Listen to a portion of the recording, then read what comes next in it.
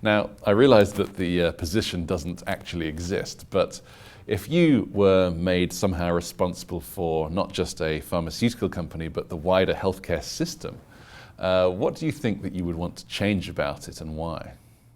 That's really an impossible question to answer because we are so far away from what would be the ideal system that I don't think our imaginations get us where we need to go.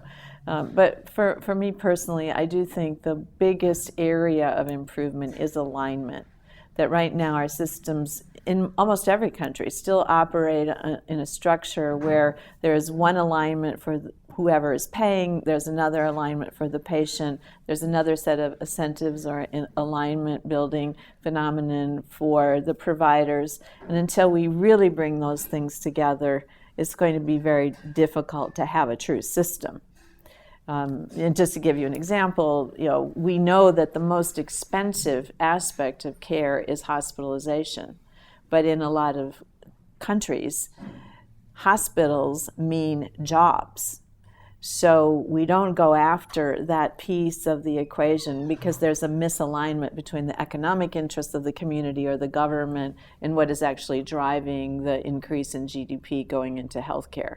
That's a misalignment. And until we can really correct that, I don't think we're truly going to have an efficient health system.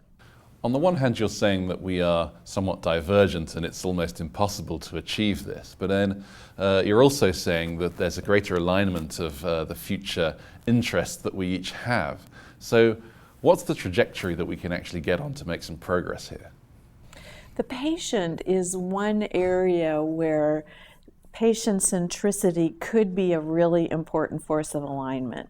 And I feel optimistic because I think increasingly in this consumer environment, in this environment where we can't afford to do what we've been doing, we are going to see a convergence around how do we really improve value for the patient. So that's my source of optimism. It's going to take a long time to get there. There are going to be winners and losers in that process, I fear. But at the same time, we need an external forcing function, and I think really defining patients as our primary purpose will really help us take the next steps.